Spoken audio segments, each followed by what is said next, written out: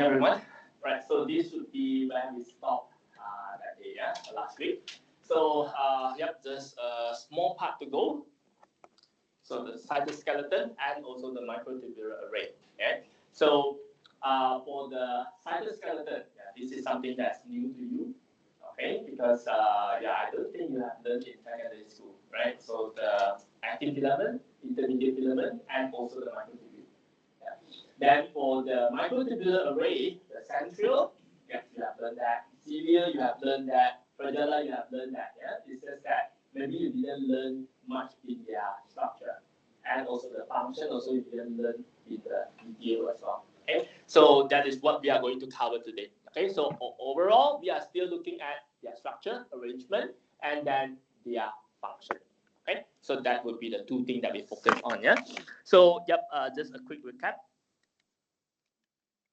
Okay, so now cytoskeleton. Yep, this is the part that is still remaining. Yeah, just one tiny part. So over here you can see that cytoskeleton. Okay, there are three types: actin filament, intermediate filament, and also the microtubule. Okay, then microtubular array, there will be centriole, cilia, and flagella. And then what is important here is that you can see that microtubule is the one that is used to form all these three things. Okay, so that's why there will be numbers stating here. That is the number of the microtubule that is needed in order to form the microtubular array here.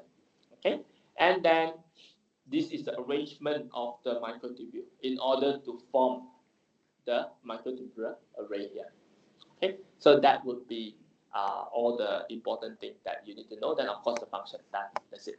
Yeah. So let's see the note. So there are three types: actin filament, intermediate filament, and microtubule. And as you can see here, where is the location? So first one, actin filament. Actin filament is actually the finest one or the thinnest one, where they will form a dense web at the plasma membrane only. At the plasma membrane, it's just beneath the plasma membrane. Yeah, just below the plasma membrane. Yeah, so you can see the white color line, white color thin line, thinnest line here. So that is actually the actin filament. Or the purple color line, that is very thin one. The purple color line here, you can see here the purple color line. So they will form the dense web here, right, under the plasma membrane. So that would be the actin filament. Okay. Then second one is the intermediate filament. Intermediate filament is the purple color one, the thicker one. The thicker one. This is the intermediate filament. And this is the intermediate filament. This is a thicker version. So this is intermediate filament. It will be inside the cytoplasm. Yeah, inside the cytoplasm. Okay. Then lastly is the microtubule. Microtubule is a blue color line. That's thickest one. Blue color line. Okay. And that one is the microtubule. Okay. So no matter which type of this, they are not visible under the microscope. It's not visible under the microscope. Yeah. Okay. We can only see this if, let's say, you use special staining under the electron microscope. Then only you can see that. Light microscope you cannot see, and some more you will need special staining. Okay. Then only you can see that. Yeah. So that is the cytoskeleton. So that's why under light microscope, under most of the time the electron microscope, you won't be able to see anything. Okay. So you need to have special staining. Yeah? Okay, so we will look at the structure and their function one by one here. So the first one is the actin filament. Actin filament, some of the book they will write another name called microfilament. They call it microfilament. It's the same thing. Okay, actin filament, microfilament is the same thing. A lot of students they will mistakenly thought that microfilament is the microtubule. That's wrong. Microtubule is microtubule. Okay. Microfilament, it means actin filament. So please remember that. Yeah. So the structure, well, it is basically the actin protein. That is, actin protein like this. Okay. So this actin protein, they group together to form a thread-like structure like this. Okay. So that is their structure. That's the structure of this actin filament. So that's why they are the thinnest one. Yeah, they are the thinnest one. Okay. So what is their function? Yeah, what is their function? Okay. So first thing first, because they are forming a dense web under the plasma membrane. Okay. So they are actually the one that actually maintain the cell shape. Animal cell, yeah, animal cell. How come not most of the time they are oval in shape? How come it's always oval in shape? Okay, why? Well, mainly it's because the actin filament is forming the dense web, providing the support and maintain that cell shape. Okay, so that's why. Let's say this is a cell, right? Okay, so yeah, they will form the dense web underneath the plasma membrane. So that's why, yep, it is oval shape, always oval shape like this. Okay, so they can maintain the cell shape, and at the same time they can also change the shape of the cell. Okay, so if let's say, yeah, if let's say the cell want to form the pseudopodium and engulf, let's say, okay, they want to engulf, they want to do phagocytosis, they will form the pseudopodium and then engulf it. Okay, so that means changing of the cell shape. Yeah, so if let's say when the cell want to change the cell shape like this, okay, so this is the bacteria, they want to engulf it. So how come they can suddenly form the pseudopodium like this? They change the cell shape, all because same thing, actin filament also. It is all due to the actin filament as well. Okay, that involves the movement of the amoeba. Amoeba, they can move. If let's say you have seen under the microscope during your secondary school.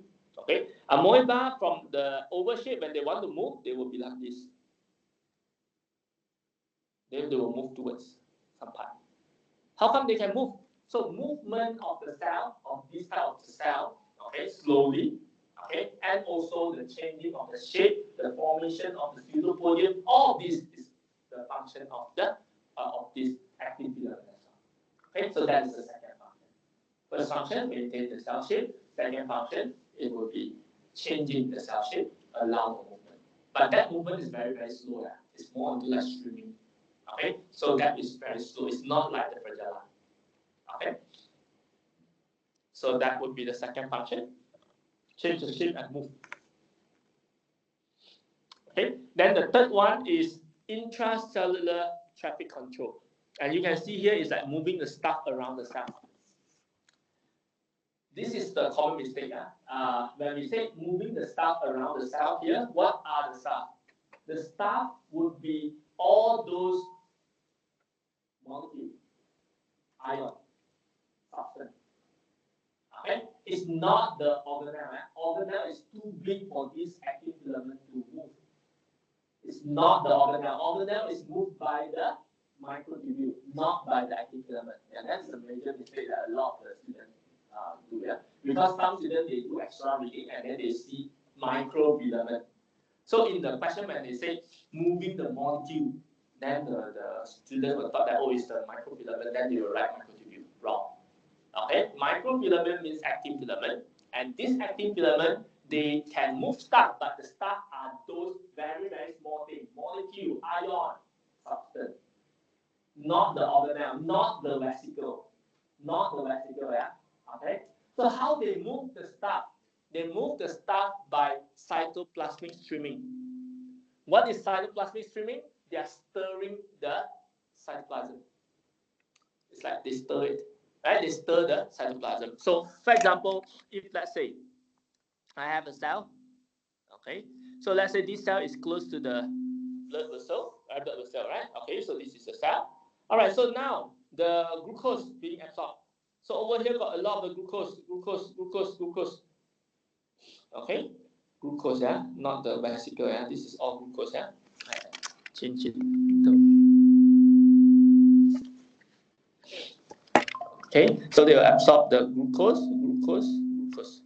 So there are so many glucose here at this side of the cell, but let's say the mitochondria is at this side.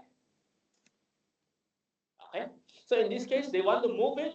Yeah, they can use the simple diffusion, but that's slow. Okay, so in order to speed up the process, how they do? They will do the cytoplasmic streaming. They will stir the cytoplasm. So when they stir the cytoplasm will flow. It will flush the cytoplasm actually. So the cytoplasm will be flushed. So at the same time, it will bring all this glucose close to the mitochondria. So that's how it works. Right? That's the so-called moving stuff around the cell. That is what it means by the actin filament, how it did. Okay. So that would be the three functions for this actin filament. Alright. Okay, then next, intermediate filament. Yeah, intermediate filament. Okay, intermediate filament, the size is in between the actin filament and also the microtubule. Yeah? Okay, so that's why it's called intermediate. Intermediate filament, the structure is actually 4 fibrous polypeptide chain. Yeah, 4 fibrous polypeptide chain, they coil together to form a rope-like structure, like a rope. Okay, so that is their structure. 4 fibrous polypeptide. Okay, coil together to form one rope-like structure. So that is the intermediate filament. Intermediate filament, what is their function? Yeah, what is their function? Okay, so first one is that they will support the nuclear envelope. Okay, well, we know that nuclear envelope is actually made of the phospholipid bilayer. It's the same. Alright, so the shape of the plasma membrane is actually supported by the actin filament. They are supported by the actin filament, so that's why the cell, the plasma membrane, they will have the shape. Okay. How about the nucleus? Nucleus, what is the shape? What is the normal shape of the nucleus that you normally see under the microscope? How the nucleus looks like? Same thing, oval shape also. Okay, it's oval shape also. Okay, but how come the nucleus can have oval shape? Because for plasma membrane, for nuclear envelope, they are actually all made of the phospholipid bilayer. And how strong is the phospholipid bilayer? And you have learned in secondary school. How strong is the phospholipid bilayer? How they look like actually?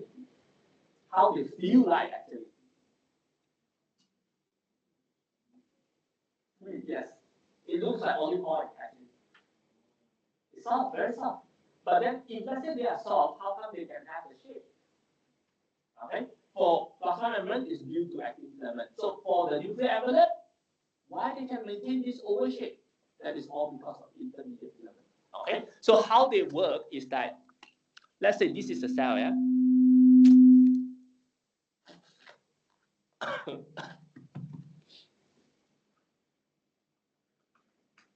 Okay, so this is a cell. All right. So the nucleus is always oval in shape. But how come they can oval in shape? Is because intermediate filament, they will be like this. There are so many intermediate filaments work together, so they maintain the shape like this. Right. So it will be always in a circle, in a oval shape. Okay. So this is the first function. Yeah. The intermediate filament is going to support the nuclear envelope. Okay. Then second, at the same time also they will anchor the organelle in place. Besides nucleus in place like this, okay, they will always hold the rough ER at the side of the nucleus. Then the Golgi apparatus is always facing the rough ER. Okay, very rare that you will see the Golgi apparatus will be here. No. Okay, it's always just opposite. Right, just facing the rough ER. Then the smooth ER is normally at the side. Normally it's like this. How come it's always like this? Well, that is because the same thing. The intermediate filament actually anchor them. They don't allow them to move around unless the cell use the microtubule to pull them. If not, they will be stuck there. They will be hold that, anchor that. They don't allow it to move. Okay, and this will provide the internal structure. This is the so-called internal structure. Because they need to be arranged like this. Then only then the protein production, the protein synthesis will be effective. And that's the reason. Okay? So that will be the three functions of the intermediate filament. Okay. Then next, microtubule. Yeah, microtubule. Microtubule, this is the thickest one. Yeah, this is the thickest one. Okay. So the microtubule is formed by this tubulin protein. Yeah, tubulin protein. So it is the tubulin protein, you can see, it is actually added one by one like this, keep on added, and form a hollow tube like this. Yeah, and form a hollow tube. So this microtubule is actually a hollow tube. Okay, so yeah, like this. Okay, it will be arranged one by one, arranged, so that they form a tube. So that is the microtubule, the structure of the microtubule, formed by tubulin protein. Okay, so what is the function? Yeah, what is the function? Okay, first function, of course, actually you have heard about this before when you learn about the mitosis or meiosis.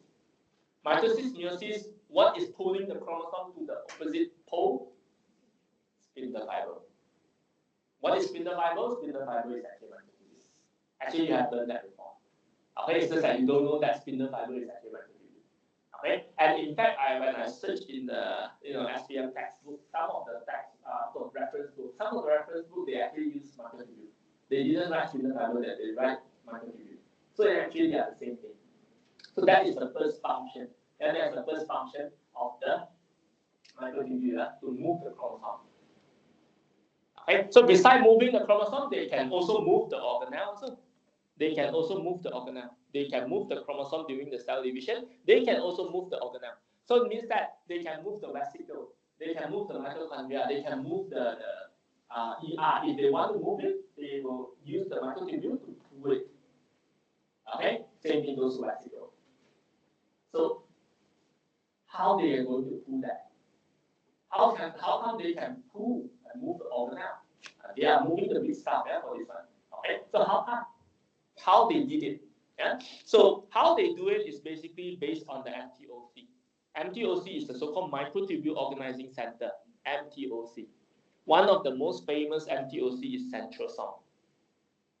If you still remember, centrosome is basically when during the mitosis or meiosis. Okay, so there will be pair of centriole, if you still remember, at both sides.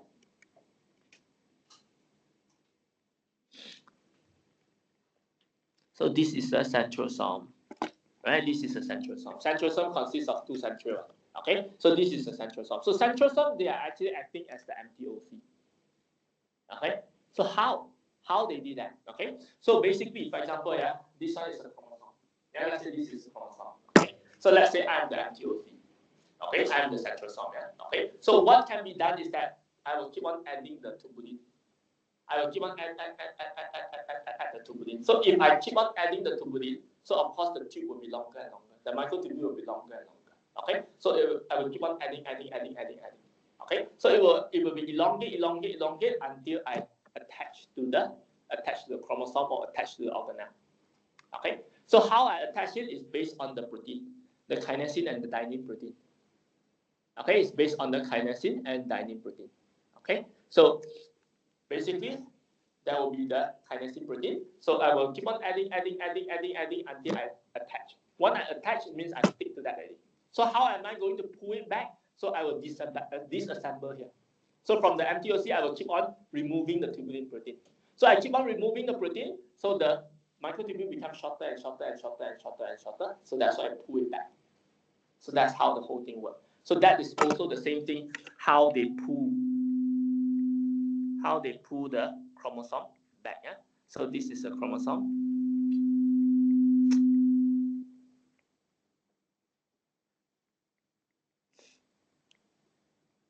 Okay, so they will pull the chromosome back to different pole. So that's how it works. Okay, it's by the MTOC.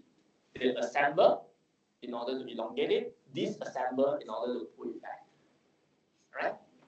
So that is the second, the first and second function. All right. So compared to the actin filament, intermediate filament. Actin filament, intermediate filament, they are always there in the cytoplasm. They are always there. Okay. But microtubule is they will be assembled and disassembled. Right? They will be assembled, disassembled all the time in order to cause the movement. Okay, yeah? Right, then one more thing. They are used to make the cilia and the flagella. This is the third function. Function number 3, yeah? They are used to make the cilia and the flagella. Okay, because yeah, you can see that already, right? The microtubule is being used to form the cilia, flagella, okay, and also the centriole as well. right? So that will be the function. Done. So over here you can see this is the size. You don't have to remember the number, but then you need to know which one is the thinnest one, which one is the thickest one. Okay? Then where is it? Where's the location? Right? And of course, we don't imagine it. Right? This one is yes under the electron microscope how they look like.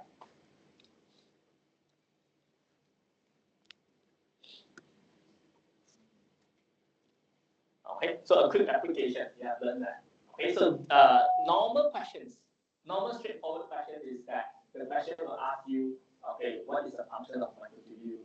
What is the function of the actin filament? This is the straightforward question, level 1 question. Okay, so how about the application type? Application type is not necessarily we ask like this, but we will tell you the story or give you a picture. For example, we ask you, okay, this one, for example, yeah, okay. The macrophage forming the pseudopodium in here is a hand when hold the bacteria. Okay, so this one, then you hang up it. Or the macrophage, right? It can actually form a very long hand. Okay, it can form a very long hand, go and attach to the bacteria. Here you can see that this is bacteria. So bacteria, they can go snatch bacteria back, snatch bacteria back. Okay, so this one, what is the cytoskeleton that's involved here?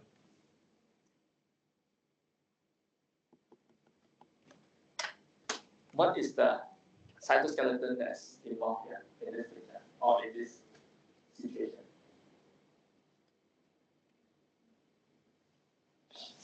Which one? Forming the pseudopodium? Actin filament. Okay. Snatching the bacteria back? Microtubule?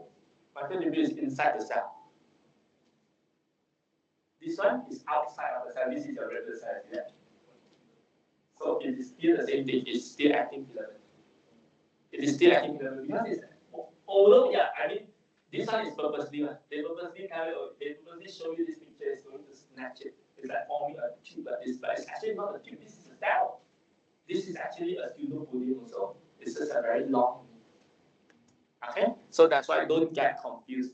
Okay, microtubule only move the thing inside the cell. Move the organelle inside the cell, not outside the cell. Okay, so same thing. Phagocytosis, sometimes it can be quite confusing because another situation. By the way, you can see this. This is amoeba. Amoeba, you can see they can actually engulf a bacteria that is longer than that. They can just engulf it. So in this case, the same thing. The actin filament is actually involved here. But when we say this one, after the phagocytosis, because phagocytosis is a long process, right? Okay, so after phagocytosis, they form the phagosome or the food vesicle.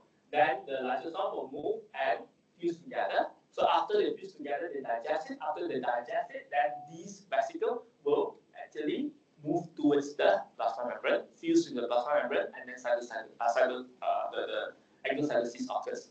Okay, release all the rubbish. Yeah. Okay, so this process, what is the cytoskeleton that's involved here? This one? Microtubule. Why? Movement of this lysosome towards the food vesicle, movement of the vesicle towards the plasma membrane. All of these involve microtubule. Only microtubule can move that. Okay, so in this case, it will be microtubule. So that's why read the question properly. Sometimes they don't show you the picture. Sometimes they tell you the story. Okay, so this is application type, how it can be. Okay. All right, then next we'll look at the microtubular array, the centriole. Yeah, the centriole. So for the centriole, this is got 3 in total. Okay, got centriole, cilia, and flagella. So we'll look at it one by one. Same thing, we'll look at the structure and also the function. Structure, arrangement, and function. Okay, so for the centriole, we look at the structure first. Right, centriole, well, I think everyone know how it looks like. Okay. And then when it is occurring in a pair together, this is one centrosome. And this is one centrosome. Okay, so we look at the structure of this one centriole. Yeah. Okay, so for this one centriole, it's made of microtubule. It's made of microtubule. Okay, so how it is being arranged? How all of these microtubule being arranged in order to form a centriole? So basically, it will be 1, 2, 3. You can see here, right? It will be 1, 2, and 3. Three microtubule, they join together. They join together to form one triplet. Yeah, to form one triplet. Now this one thing, right? 3 microtubule join together, we call them triplet. One triplet. Okay. So total they have how many triplet? They have 1 triplet, 2, 3, 4, 5, 6, 7, 8, 9. So the arrangement of their microtubule is actually 9 triplet. Okay, so that's why it's called 9 triplet. The arrangement is 9 triplet. Okay, so 9 triplet. Total, how many microtubule? Every triplet is 3 microtubule. So 9 times 3 is 27 microtubule. So the centriole is made of 27 microtubule arranging in 9 triplet arrangement. In 9 triplet arrangement. Okay, so that is their structure. That's their structure, yeah? Okay. So they are going, what is their function? They are going to form the centrosome and act as the MTOC. They are the one that are responsible to keep on forming the microtubule, that is the spindle fiber. Okay, so that's why one centrosome you can see over here they can elongate. So many spindle fiber they can form. So many spindle fiber they can form. This side also can form spindle fiber. Okay, so they can form a lot of spindle fiber out. So that's why during the mitosis, during meiosis, they are the one centriole. This is their function. Okay, this is their first function. How about the second function? Second function is not certain. It's not confirmed. Okay, we believe that they will give rise to the basal body of the cilia and flagella. Okay, we believe that. But we don't have a proof to prove that okay, it is a centriole that gives rise to the cilia and the flagella. Okay, why we believe that is because, for example, the sperm cell, sperm cell got the flagella, right? Sperm cell got the flagella, right? Okay, so what we find is that at the attachment point, this is a basal body. Basal body means the point where the flagella attached to the cell body. Okay. So at this basal body part, the arrangement of the microtubule is same like the cilia. And we can't explain it why. The other part is different arrangement, but then the basal body is same like the arrangement of the this. No matter it's a cilia or flagella, it is same arrangement like the centriole. The projection part is different, but the basal body is always the same. Right? That means that the attachment point to the cell body is always the same. So we believe that it might be one of the functions for this centriole to give rise to the basal body for the cilia and also the flagella. So that's why it says maybe. We can't prove it. We don't know. We believe this is because it is having the same arrangement as the basal body, and we can't explain it. So that's why. Okay, so that would be the function for the centriole. Right, then next we look at cilia and flagella. There's cilia and flagella. Okay, cilia and flagella, right? Well, their arrangement is a bit different. And their arrangement is different. How different is that? Is that, as I mentioned just now, at the basal body, their arrangement is 9 triplet. That is, at the basal body, right? That means the attachment point at the cell, body cell, it is actually 9 triplet, 27 microtubule. But then at their projection, right, at the projection, okay, it gives different arrangement. Yeah, it gives different arrangement. Okay, so what is the arrangement? The arrangement is different. It will have 1, 2. It will be 2 microtubule forming a doublet or duplet. Duplet or doublet, either one.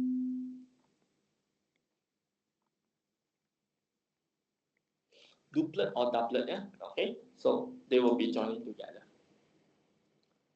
Okay. So this is one duplet. So total there will be 1, 2, 3, 4, 5, 6, 7, 8, 9. 9 duplet. Okay, 9 duplet. And then what is special is that in the center got 2 that is alone one. In the center there's 2 microtubule that's alone. They are not joining together. So that's why the arrangement is called 9 plus 2 pattern. The 9 is the 9 duplet outside, and then the 2 is the 2 alone in the center. So it's called 9 plus 2 pattern. That's the arrangement. But basal body, it is 9 triplet arrangement. So that's something that's special. Okay. So as you can see here, yeah, 9 plus 2 pattern, yeah. Okay. So total, how many microtubule? Total is 18 microtubule, yeah. Because 9 duplet, 9 times 2 means 18. Then plus the 2 in the center, so 18 plus 2, total 20. Yeah? Total will be 20 microtubule needed in order to form the arrangement for this cilia or the flagella. Okay, so that's why over here you can see, total needed 20. Pattern 9 plus 2 pattern. Okay, 18 is just for the 9 duplet only. So total number of the microtubules needed for this cilia or for the flagella is 20. Please remember that. Okay, so example here, this is under the TM, under the electron microscope. Okay, so what we did is that you have the sperm cell. So all the sperm cells, they have the tail, right? Okay, so you put all the sperm cells like this in this arrangement, and then you cut like this, and you cut the tail. So when you cut the tail, you observe from top, this is how it looks like. Every single sperm cell, their tail is showing 9 plus 2 pattern. 1, 2, 3, 4, 5, 6, 7, 8, 9 duplet plus 2 in the center. So it's 9 plus 2 pattern. Right? Oh, you have to fix it because fixation. So fixation for light microscope we use paraffin, but then for this electron microscope, right, you need to use gold or platinum to fix it. This one we'll learn later. Alright, you have to use gold or platinum, yeah. Alright. So that's why TEM and SEM is super expensive. Okay. Imagine you process the cell, also you use the gold and platinum. Okay. So you fix it, you cut it, and you observe. Yeah, it's fixed already in this one. Okay. Right. So cilia and flagella, I think you know their function. Yeah, their function is mainly just to move. Okay. For the example, yeah, this is the no matter for flagella or cilia, yeah. Okay. Flagella or cilia, they have the same thing as I mentioned just now. Basal body, 9 triplet arrangement. The tail or the projection, it will be 9 plus 2 pattern. It's always like this. Yeah, it's always like this. But what is special is that even though they are having the same arrangement, also, their movement that is created is different. Cilia is for movement, the flagella is also for movement also. But both of these, even though their arrangement, their structure is the same, but their movement is different. For flagella, for example, sperm cell. Sperm cell is the only animal cell that having the flagella. Yeah? Okay. So have you ever seen how the sperm actually move under the microscope? Swimming, you see swimming, but actually they are not swimming like this. Actually, you can see the wave. You can see the wave under the microscope. Okay. So a lot of the students they thought that it's weeping. It's actually not weeping like this. Yeah. Okay. So it's not. You can see it will be like forming a wave. Okay. So a lot of students thought that it's swimming. No, it's not swimming like this. It's swimming like this. Okay, because they are swimming like this, like a motor. So that's why when you observe from microscope, it looks like it's like forming a wave. Okay. If you don't have chance to observe it during the secondary school, you can observe during degree. In foundation, we don't provide that chance. In foundation, we only observe the plant cell and also the chick cell. Okay, and also the blood cell. Okay. In degree time, yes, yeah, in degree time. Okay.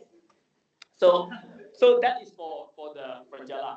Their function to provide the motion. Okay, to allow the cell to move. All right. How about the cilia? For example, cilia, yeah, along the trachea. Along the trachea, there will be a cilia. Okay. So how about cilia? How the cilia actually move? Same structure, but then different movement. How they move? How cilia move?